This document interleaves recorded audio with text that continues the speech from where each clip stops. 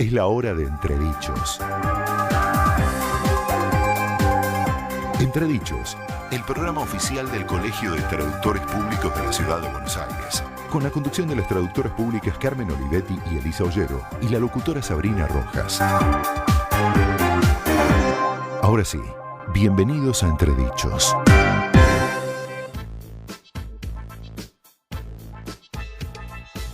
Hola, muy buenas tardes. Bienvenidos a Entredichos, el programa oficial del Colegio de Traductores Públicos de la Ciudad de Buenos Aires. Ahora, los lunes te acompañamos en la tarde de Concepto FM 95.5 del dial, o si no, recordá que podés escucharnos en www.conceptofm.com.ar. También, en caso que ahora no puedas terminar de escucharlo, podés hacerlo el domingo a las 13 horas aquí en Concepto también. Y si no, a partir de mañana podés escuchar el programa y todos los programas anteriores que estuvimos haciendo en los ciclos de Entredichos en nuestro canal de YouTube. Y también podés contactarte con nosotros a través de las redes sociales, en Facebook, en Entredichos OK, en Twitter, en @entredichosok, o por Instagram, en @entredichosctpcba. Como siempre, en Entredichos de verano estamos repasando lo mejor del ciclo 2020 en este caso, y vamos a revivir dos entrevistas que fueron de las primeras de nuestro ciclo, del mes de abril. Y vamos a escuchar a la traductora pública Natalia Trifone y a la doctora Paola Jeric, que vinieron a darnos recomendaciones, en el caso de Natalia con el uso de la información y en el caso de Paola justamente a darnos consejos de primera mano sobre cómo cuidarnos con el COVID-19. Y rápidamente entonces arrancamos Entredichos de verano como todos los lunes aquí en Concepto.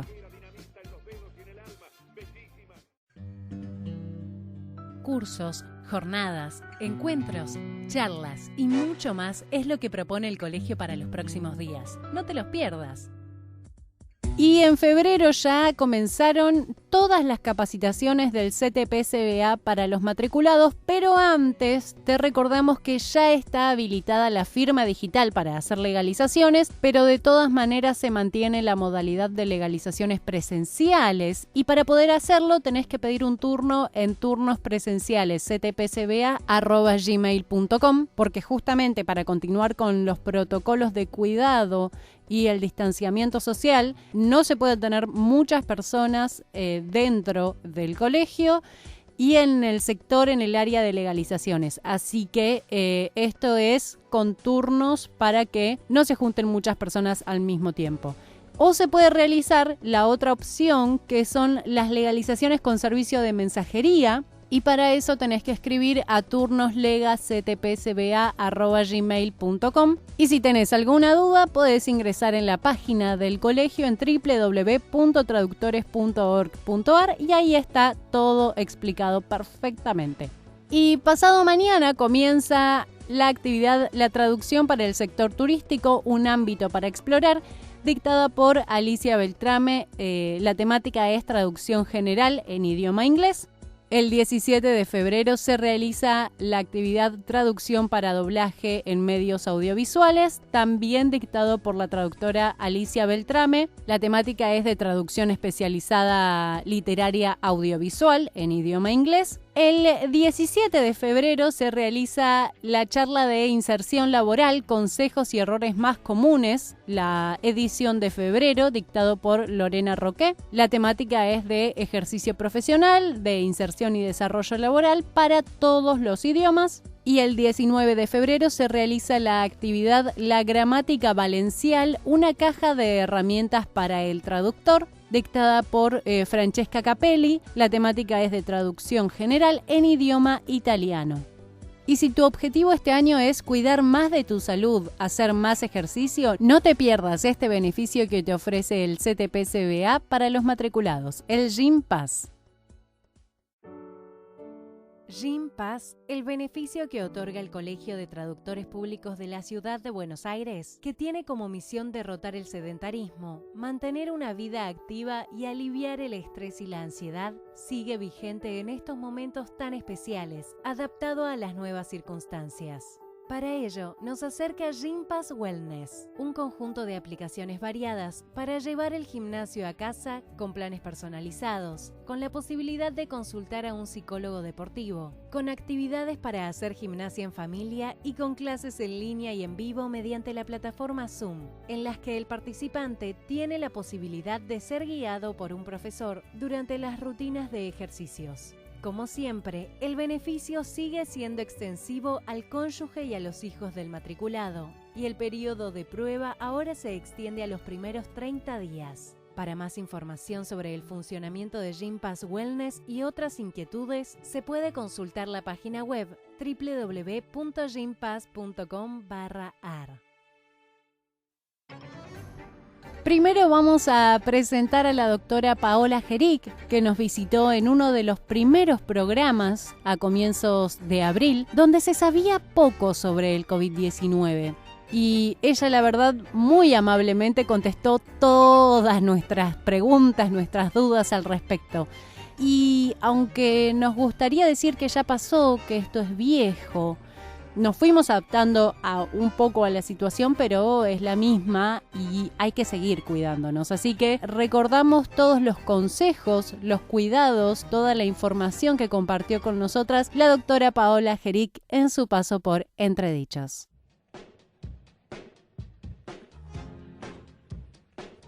Y como te decíamos al comienzo de este programa, hoy realmente es un programa muy, muy especial porque nos corremos un poquito del mundo netamente de la traducción para hablar sobre esto que nos aqueja hoy a todo el mundo, ¿no? Sobre esta pandemia. Y para eso trajimos a una especialista en el tema que nos va a contar de primera mano de qué se trata y, bueno, un montón de cosas más que tenemos miles de dudas, seguramente vos también las tenés. Y Karina, contanos quién está hoy con nosotros. Bueno, hoy vamos a conversar con la doctora Paola Elba Jeric, que es bioquímica, doctora por la Facultad de Medicina de la UBA con orientación en microbiología, ex becaria postdoctoral de Medicina de la Universidad Tufts, Boston, Massachusetts, y docente de la Cruz Roja Argentina. Hola Paola, ¿cómo estás? Hola, ¿qué tal, chicas? Buenas tardes a todas. Hola, buenas tardes. Paola, bienvenida. Bienvenida. Gracias. No, a ustedes por invitarme. Paola, contanos, ya que sos microbióloga, ¿qué es exactamente la microbiología y dónde se estudia en Argentina? ¿En qué universidades?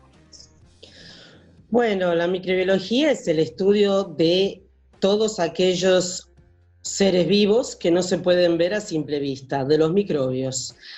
Entonces, dentro de los microbios vamos a tener las bacterias, los virus, los hongos, y aunque no entra dentro de la microbiología, pero en cualquier libro de microbiología los van a encontrar, los parásitos también. Es decir, el campo de la microbiología abarca a estos 4 grupos de seres vivos. Y la microbiología en realidad se cursa como una especialidad, es decir, yo me recibí de bioquímica y después me fui especializando en microbiología, haciendo cursos, trabajando en el campo de la microbiología y bueno, haciendo después mi doctorado, que lo hice acá en la Universidad de Buenos Aires, y después hice el posgrado en Estados Unidos.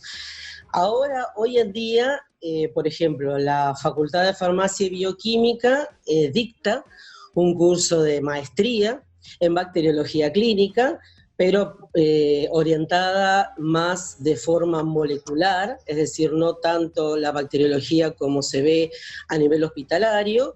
Y después existe también en la Universidad Nacional de La Plata una carrera de posgrado de microbiología clínica e industrial. Y creo que también últimamente en Córdoba, en Río Cuarto, hay en la Facultad de Ciencias Exactas una carrera de microbiólogo, pero es muy reciente. Si no se hace en forma de posgrado, ¿no? Interesante, Paola. ¿Sabés qué quería preguntarte? Como estamos todos pensando en esta pandemia, en el coronavirus, Sí. que nos está quejando, ¿Por qué se llama de esta manera? ¿Por qué COVID-19? Bueno, COVID-19 viene de las siglas en inglés, que es coronavirus, o sea, cepa de coronavirus descubierta en el 2019.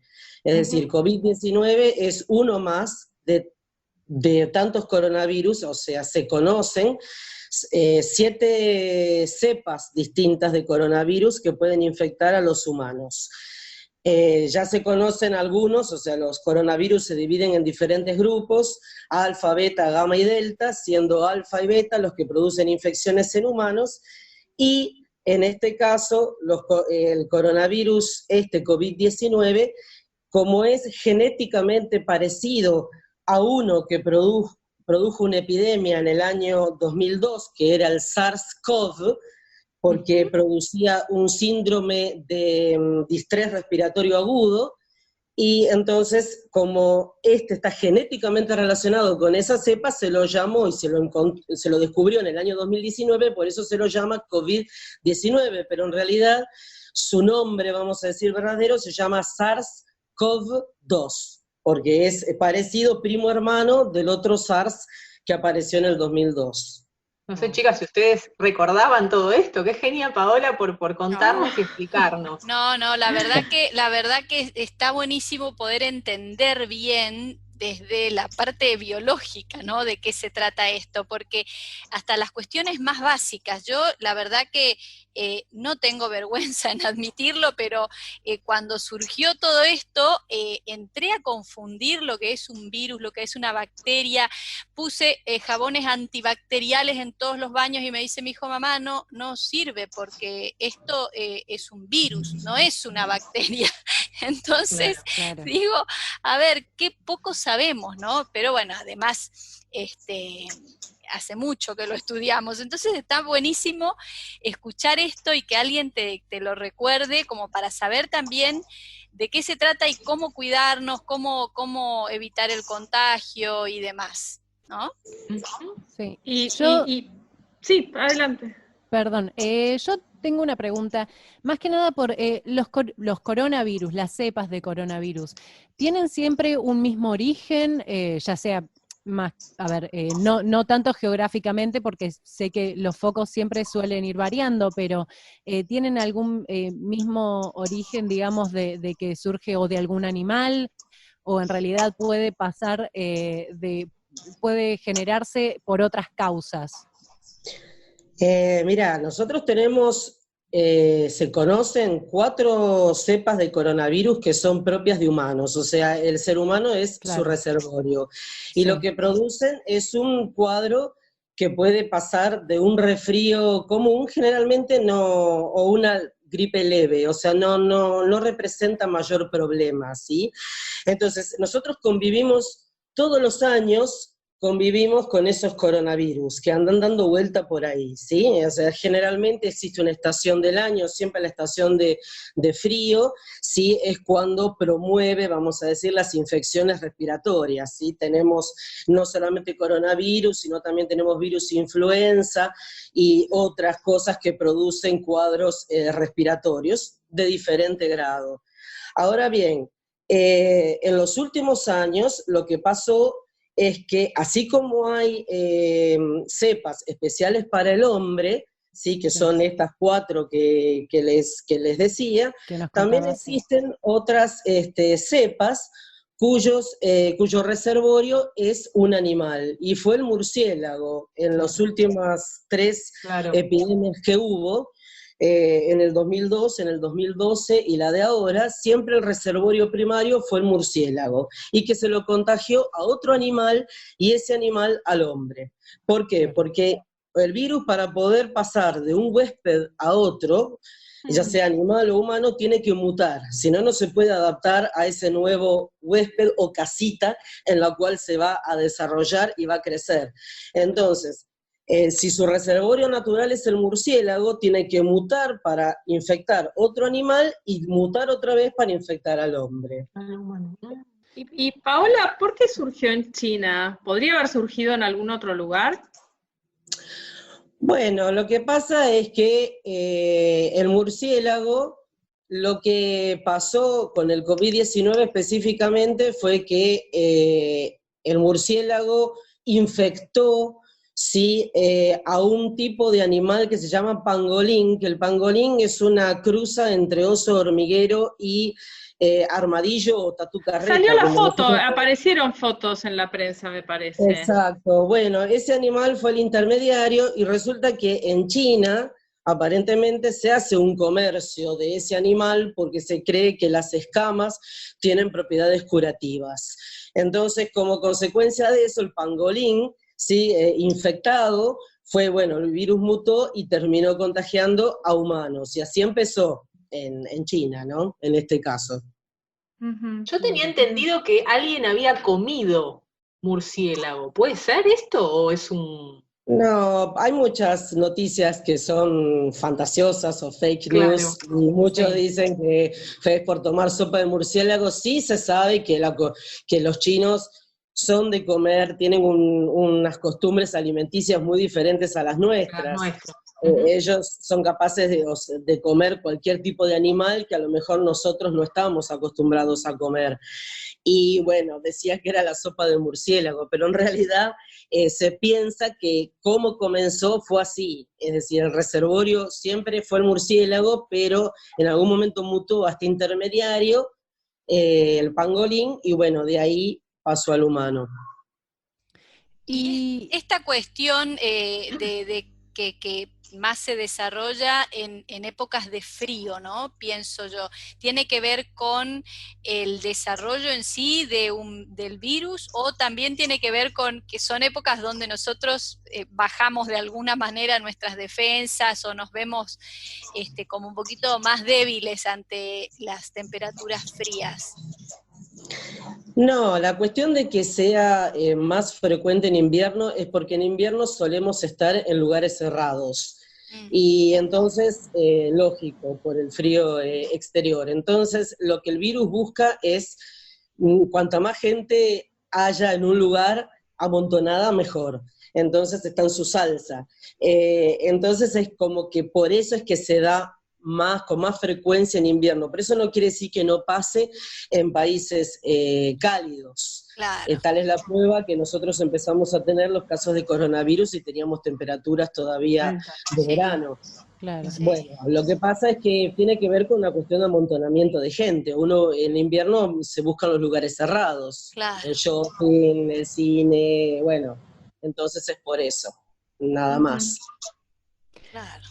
Paola, yo tengo una pregunta, porque bueno, sí, ahora sabemos que es una pandemia, pero ¿en qué momento una enfermedad pasa de ser un contagio que está pasando en algo local a una pandemia, a este nivel que está ocurriendo ahora?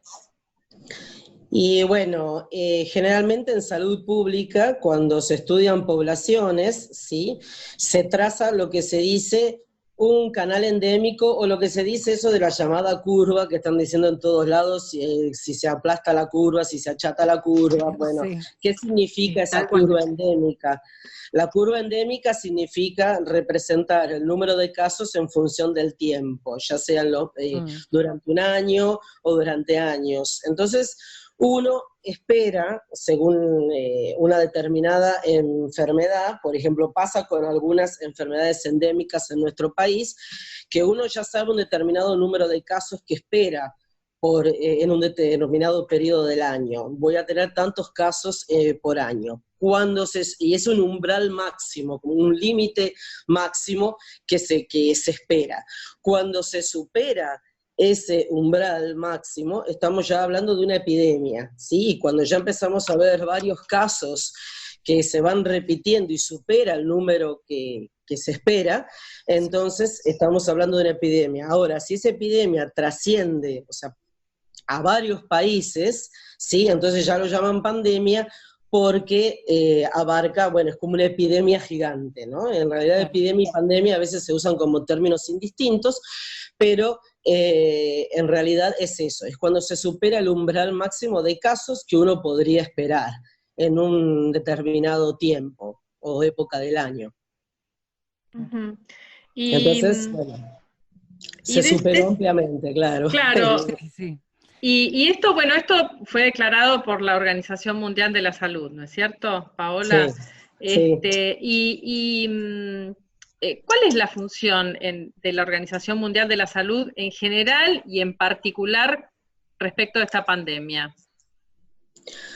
Bueno, en realidad la Organización Mundial de la Salud es una organización que pertenece a la ONU, a la Organización de Naciones Unidas, y en realidad la función que tiene la OMS es más o menos de guiar de alguna forma cómo tienen que ser las políticas sanitarias que se tienen que tomar en cada país frente a una situación de pandemia. Lo que hace es también vigilar que se estén cumpliendo con las políticas de sanidad que establece la OMS, y siempre trata de apoyo técnico en lo que puede a los diferentes países que lo necesiten, ¿sí?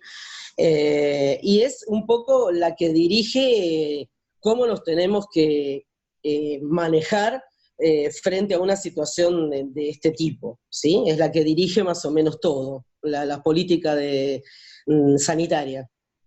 Uh-huh. Claro. Incluso para los traductores también es importante, porque como habla la OMS, como escribe la OMS, es como nosotros tenemos que expresarnos también, ¿no? Porque siempre cuando hay alguna cuestión novedosa, surge un montón de dudas de cómo se dice, cómo se escribe, minúscula, mayúscula, etcétera, etcétera. Y creo que toda la papelería que sale de la Organización Mundial de la Salud es el referente número 1 que tomamos los traductores, ¿no? Sí, exacto. ¿Y en qué idioma sale, Paola? Y la OMS sale en 6 idiomas, lo que le haces: español, inglés, francés, ruso, árabe y chino. Así que trata de abarcar la mayor cantidad de lenguas posibles. Yo escuchaba tu enumeración, estaba esperando escuchar portugués, pero no. No, en la página de la OMS no está en portugués, sino que está en esos 6 idiomas. Y cuando se tiene que dirigir en comunicaciones así oficiales, generalmente utiliza el inglés como idioma, vamos a decir, de base. Te hago otra pregunta también relacionada con esto de la difusión de las normativas de la OMS. Con relación a la traducción de este material en general, ¿hay recursos que satisfagan la demanda?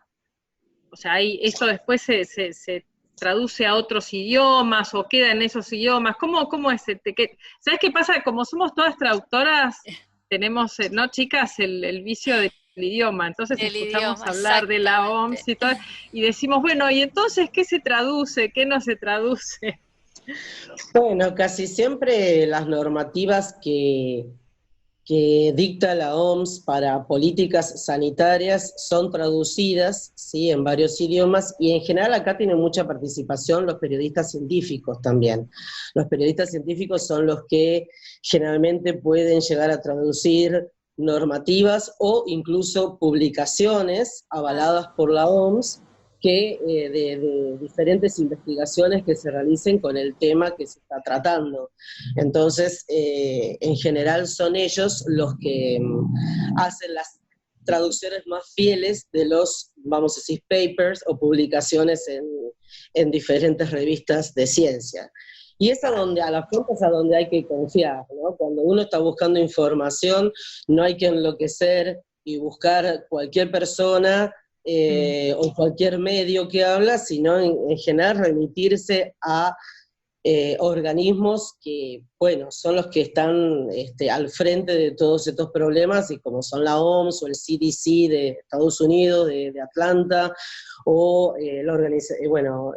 también, y lo que digan los periodistas, si es un periodismo serio, que generalmente los periodistas científicos traducen tal cual. Está la Sociedad Iberoamericana de Divulgación Científica, está la red de periodistas científicos. Bueno, ellos escriben en diferentes diarios, y bueno, entonces son bastante fieles las traducciones que hacen a los medios de comunicación. Sí. Sí, y además también tener en cuenta la información oficial de estos organismos Exacto. a la hora de saber cuáles son las medidas correctas que hay que tomar, ¿no? Y eso nos vas a contar, Paola, en un ratito, porque queremos saber todo sobre cómo cuidarnos, qué es aconsejable y qué no, pero por ahora vamos a pasar a un pequeño recreo musical, ¿no? Chicas, ¿qué dicen ustedes? Me encanta, escuchemos un poquito de música. Apareciste de la nada. Transeconomy, el aliado del traductor. Trados Studio para su traducción, GestPoint para su gestión.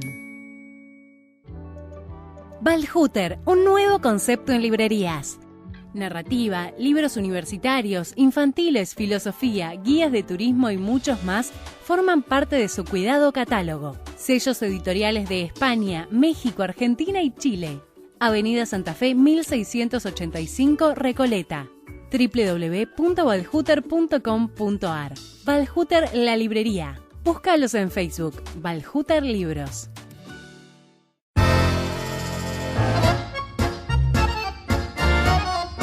Y seguimos en Entredichos hasta las 8 de la noche. Te acompañamos aquí en FM Concepto 95.5 del dial, o podés ingresar en www.conceptofm.com.ar. Recordá que si te querés contactar con nosotros podés hacerlo a través de las redes sociales, en Facebook en Entredichos OK, en Twitter en @entredichosok o por Instagram en @entredichosctpcba. Seguimos reviviendo las entrevistas del 2020 y como la entrevista anterior, la que vamos a escuchar ahora también fue una de las primeras entrevistas del año en la que intentamos saber cuáles eran las fuentes verificadas que podían ayudar a los traductores en la divulgación de un tema tan complicado y tan novedoso como lo fue el COVID-19 en los primeros meses del 2020. Para eso nos acompañó la traductora pública Natalia Trifone, así que escuchamos lo que nos decía en su paso por Entredichos. Y hoy tenemos una reunión acá importantísima, somos muchas, chicas. Somos un montón. Hoy tenemos una entrevistada de lujo, como estamos acostumbrados en Entredichos, ¿no? Y también tenemos la compañía de la Comisión Técnico-Científica, del área técnico-científica del colegio, porque hoy están con nosotros la traductora pública Silvia Lopardo y la traductora pública María Florencia Miranda Torres. Florcita, como le decimos en la comisión. ¿Cómo están, chicas? Buen día, Carmencita. Qué lindo, buen día a todos. Qué lindo que puedan acompañarnos, que puedan contarnos un poquito qué está haciendo la comisión y sobre todo Silvia, que hace poco escribió un artículo sobre un tema que está sumamente candente en este momento, que es el tema del COVID. Es el tema del momento, exactamente. Así que bueno, ya nos van a contar un poquito más. Y Elisa, contanos vos, ¿quién más nos acompaña hoy en esta hermosa mesa? Sí, es un lujo tener hoy, estamos encantadas. Vamos a presentar a Natalia Trifone. Ella es traductora pública de inglés, recibida en la UADE. Fundó su propio, les cuento un poquito quién es Natalia, después ella nos va a contar, por supuesto, un poco más. Ella fundó su propio estudio de traducción, Masters Translations, y también trabaja para Business Wire, que es una empresa mundial de distribución de comunicados de prensa y divulgación reglamentaria de datos. Nos va a contar un poquito más Natalia, porque queremos charlar con ella acerca de este tema tan candente hoy en día, ¿no? Hola Natalia, ¿cómo estás? Hola a todas. Bueno, nada, un placer que me hayan invitado al programa. Gracias por la presentación que me han dado. Realmente me siento muy, muy cómoda, muy contenta.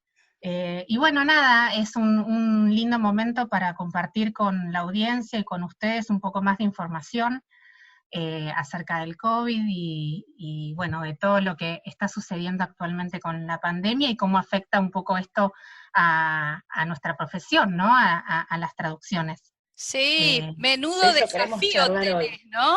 Natalia, menudo desafío traducir de un tema sobre el que no hay mucho, digamos, de dónde sacás la fuente de información, que esa información sea confiable, que todos los desafíos que tenés, ¿no? Queremos que nos cuentes un poquito de eso. ¿Qué tipo de documentación están traduciendo y cuáles son los desafíos con los que se encontraron?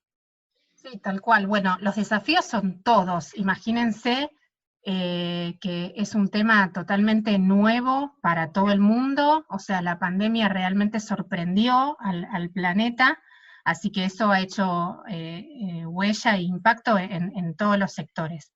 Por lo cual, en todo lo que fue el ámbito de la traducción y de la generación de contenido y de publicaciones, aún más, ¿no? Porque hay mucha responsabilidad, tanto de, digamos, de todo lo que es el sector científico y médico, en redactar toda esa información, que obviamente ellos contienen y manejan toda la terminología específica médica porque la conocen, pero bueno, para nosotros, para todos los traductores, sí es un desafío, porque es un tema que básicamente es desconocido, son muchas palabras y términos nuevos, hay mucha información, uno lee por todos lados en la prensa gráfica diaria, notas más caseras, por así decirlo, y obviamente siempre tenemos los sitios y las publicaciones de referencia mucho más confiables u oficiales, ¿no?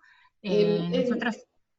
No, en ese sentido te quería hacer justamente la pregunta referida a los medios, porque nosotros incluso como telespectadores o como oyentes de los medios de comunicación, vemos que hay mucha información falsa, información errónea, información que después se desmiente.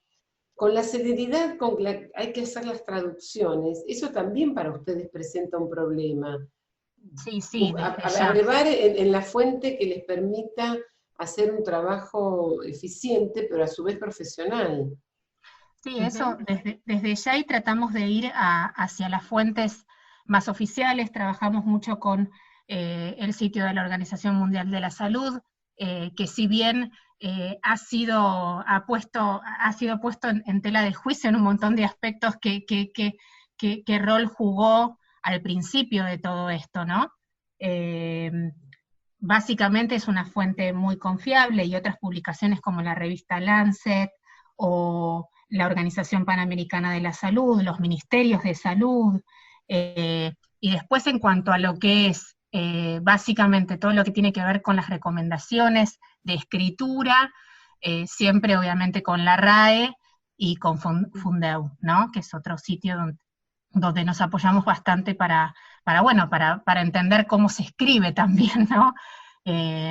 Y el tema de la celeridad, sí, básicamente es un tema que nos está sucediendo. Nosotros estamos trabajando hace varios años con la ONU, con distintas agencias de la ONU y organismos de la ONU, que tienen una manera, muy particular. Primero que publican continuamente material que tiene que ver con sus organismos, sus procedimientos, y todo el trabajo que hace la ONU en respecto a todo lo que es la asistencia humanitaria. Acá pasa algo muy, muy particular, o sea, la ONU y todos los organismos, ¿no? Como el ACNUR, UNESCO, trabajan con situaciones de emergencia, ¿sí?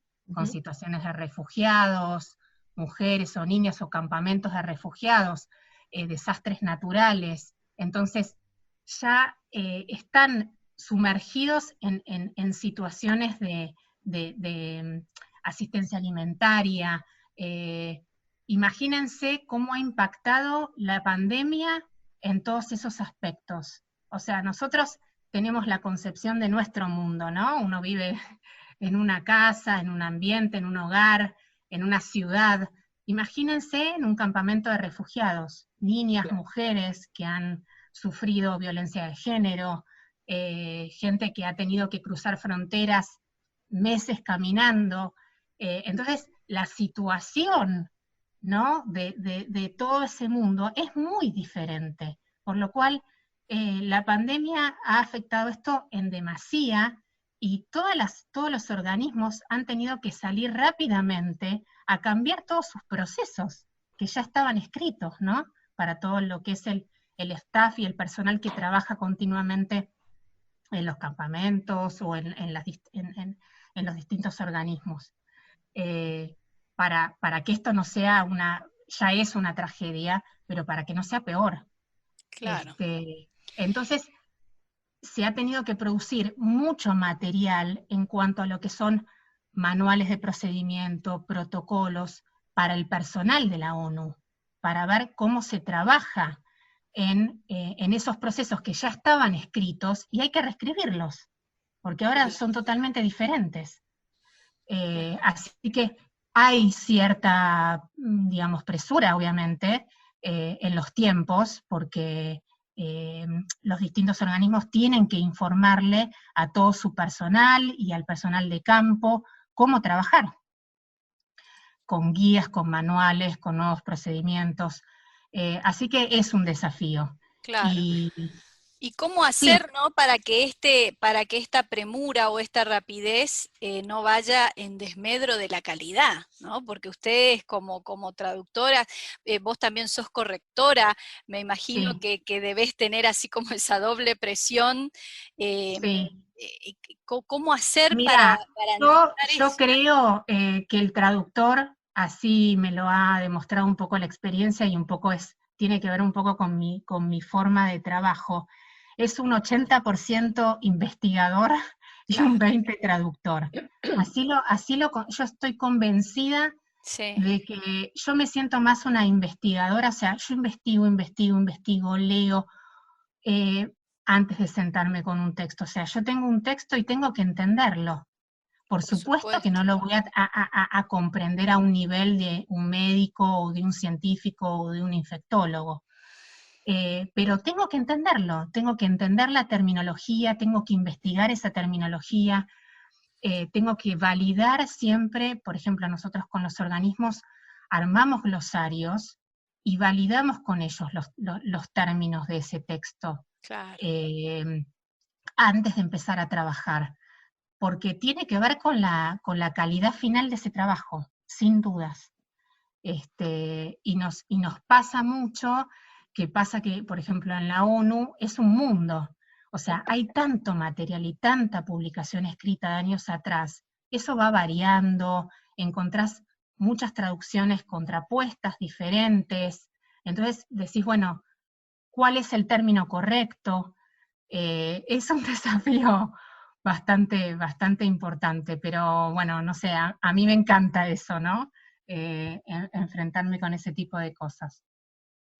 Natalia, pensaba mientras te escuchaba en esto que te decía Carmen, ¿no? De cómo trabajar 24/7 y sin afectar la calidad de la traducción, ¿no? Ustedes trabajan, nos imaginamos, con proyectos de traducción grandes, ¿no? ¿Querés contarnos un poquito cómo se organizan?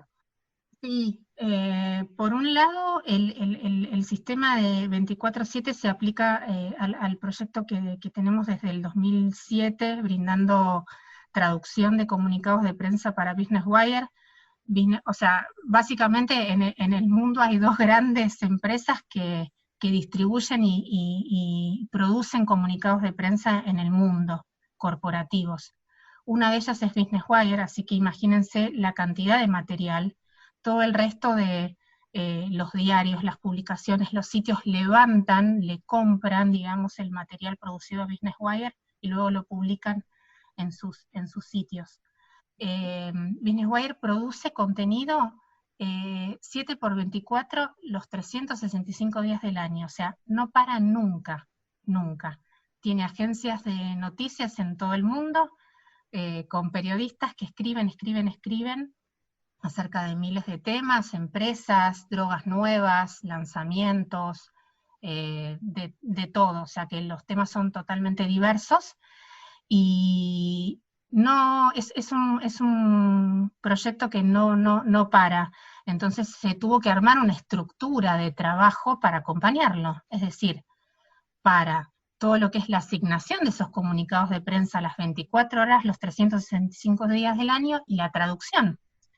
Así que hubo que armar toda una estructura de trabajo, tanto de coordinadores, nosotros les llamamos Project Coordinators en inglés, que son los que coordinan todas las traducciones a todos los diferentes idiomas, que son muchos. Se traduce esto como, bueno, no sé, como a 10, 15 idiomas diferentes, porque esto es mundial. O sea, chino, japonés, árabe, coreano, portugués, español, italiano, francés, alemán, etc. Y se tuvo que armar toda una estructura de traductores en todo el mundo para cubrir las 24 horas del día. Así que se trabaja, o sea, tenemos una estructura en China y en Argentina que cubren las 24 horas del uso horario. 16 las cubre China y 8 horas las cubre Argentina, en cuanto a lo que es la coordinación y la asignación de las tareas. Claro. Y luego traductores que están en distintos usos horarios y así van cubriendo las 24 horas. Así que es un mundo.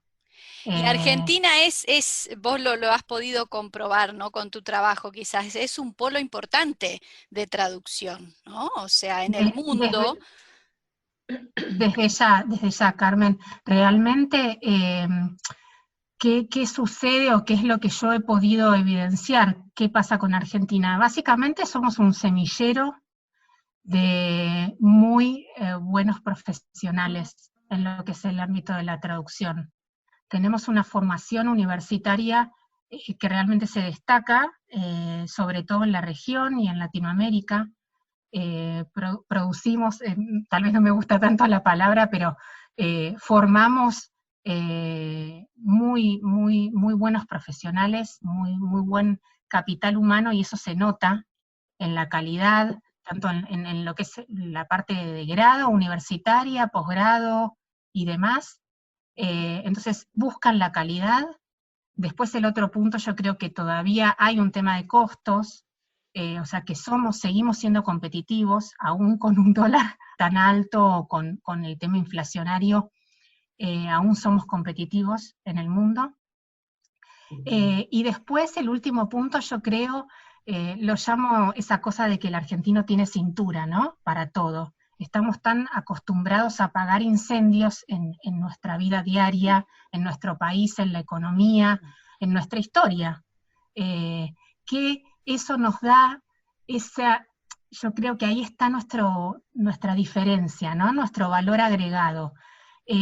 Siempre resolvemos, y eso tratamos de buscarle la vuelta a todo, con calidad, por supuesto. Claro. Y eso al mundo, al cliente del exterior, le gusta. Sí, valoran mucho, es un plus importante. Sí, totalmente, totalmente. Entonces, esos 3 puntos, ¿no? El buen profesional, la competitividad en los costos, más ese grado de ese plus de valor agregado en cuanto a nuestra cintura para adaptarnos a todo, creo que hace un combo perfecto para que el mundo mire a la Argentina en cuanto a lo que es la búsqueda de traductores. Natalia, a mí me había quedado una pregunta cuando vos hablabas de esto de traducir para los organismos internacionales y cómo llegan los materiales a todo el mundo. ¿Ustedes con qué español, por llamarlo de alguna manera, trabajan? O sea, ¿es regional? ¿Se traduce y después se adapta en cada país? ¿O se hace una traducción general para todos? En general, cada organismo pide el idioma target, el idioma destino, que requiere según el proyecto y según dónde ese material se va a publicar, o cuál es la audiencia, o para qué organismo y demás, ¿no? ¿Quién es el destinatario? En general, todos los proyectos que estamos manejando nosotros son al español latinoamericano, así lo refieren ellos, español de Latinoamérica. Por lo cual tiene que ser un español, obviamente, que se comprenda en toda la región de Latinoamérica, no utilizar, digamos, regionalismos o locaciones puntuales ni de México, ni de Colombia, ni de Argentina, sino que tenemos que estar como muy atentos a elegir términos que se puedan comprender en toda la región, que sea bastante neutro. Bien, y digamos, lo que es traducción de idioma peninsular se hace directamente en España o bueno... Sí. Básicamente a nosotros nos llegan los requerimientos que tienen que ver con Latinoamérica. No nos requieren español peninsular o español, digamos, básicamente de España.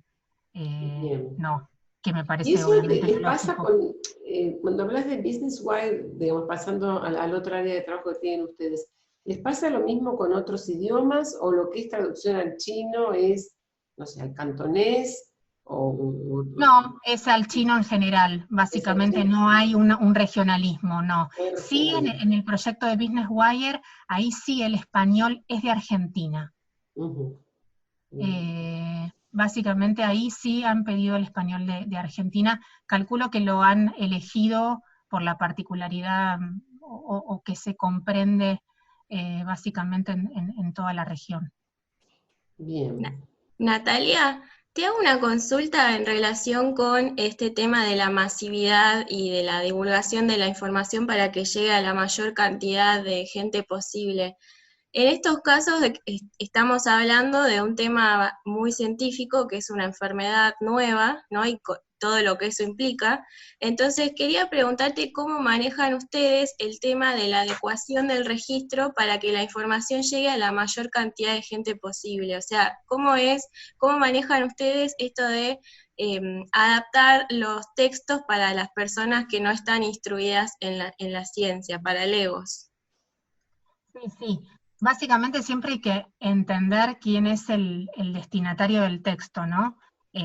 Como hablábamos recién. Si estamos hablando de organizaciones u organismos donde el lector está instruido o entiende, obviamente que el registro va a ser mucho más técnico. Ahora, cuando el lector básicamente es una persona que no es una profesional en la materia, el registro tiene que bajar mucho más, pero sin perder, ¿no? Hay cierta terminología, y más, ahora todos hablamos del COVID, ¿no? Y todos utilizamos términos como pandemia, o bueno, muchos términos que tienen que ver con la enfermedad, que jamás los hemos expresado. Entonces, hay toda una terminología que la tenemos que aprender, y que innegablemente hay que utilizarla, porque es médico, estamos hablando de un tema médico. Pero, bueno, cuando son textos donde van a un público mucho más masivo, hay que respetar, por supuesto, esa terminología, y el resto del texto, tal vez, bajar un poco el registro, ¿no? Claro, digamos que hay que negociar un poquito para no perder el tecnicismo, pero al mismo tiempo que sea comprensible. No, porque estamos hablando sobre un tema médico. Entonces, si no es como que, digamos, no te puedes apartar tanto, ¿no? del tema en cuestión. Exacto. Natalia, quería consultarte también si trabajan correctores o los mismos traductores hacen la revisión de los textos, o esos textos pasan a manos de correctores especializados para los diferentes proyectos, ¿no? Sí, en general nosotros trabajamos siempre con un estadio de traducción y de revisión. Ese es el trabajo, generalmente la revisión la hace alguien diferente, un tercero diferente al que tradujo. Y después hay otro estadio, que siempre esto está del lado del cliente, donde se corrige el texto, por personal idóneo, que digamos, de la materia que está publicando ese material, que obviamente contiene, o que tiene, digamos, información más precisa y que maneja el tema con una globalidad y con una expertise mucho mayor. Entonces es como que ahí el texto sale pulido, digamos. Claro. Pulido, exactamente. Genial, acá se están levantando todas las manitos porque todas te quieren hacer. Todos queremos preguntar. Vamos a hacer por supuesto tenemos para un rato más aquí, pero vamos a hacer una pequeñita pausa para escuchar un poquito de música. Y estamos llegando al final del programa, pero como decía Carmen, vamos a escuchar un poquito de música para animarnos, ¿no? Para ponernos a bailar y empezar esta semana de otra manera, con un lunes que arranque un poco más alegre. Vamos a escuchar Don't Start Now de Dua Lipa.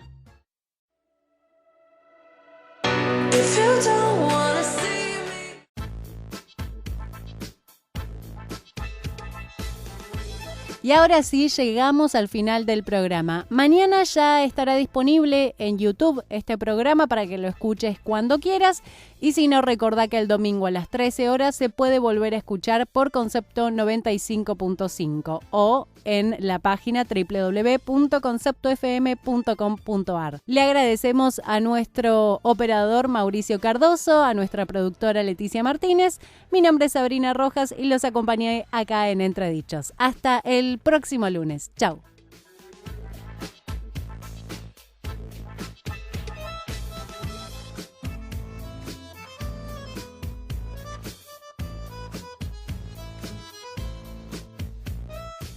Auspician este programa. Agradecemos el apoyo del Instituto Casa de Jesús, donde educar es formar intelectual, afectiva y espiritualmente desde una perspectiva de síntesis entre fe y cultura. Instituto Casa de Jesús, www.casadejesús.edu.ar. ¿Problemas contables o impositivos? Lo ayudamos a solucionarlos. Veiga, González y Asociados, consultores y auditores. Llámenos al 4373-1213 o al 4373-5154. Esto fue Entredichos, el programa del Colegio de Traductores Públicos de la Ciudad de Buenos Aires.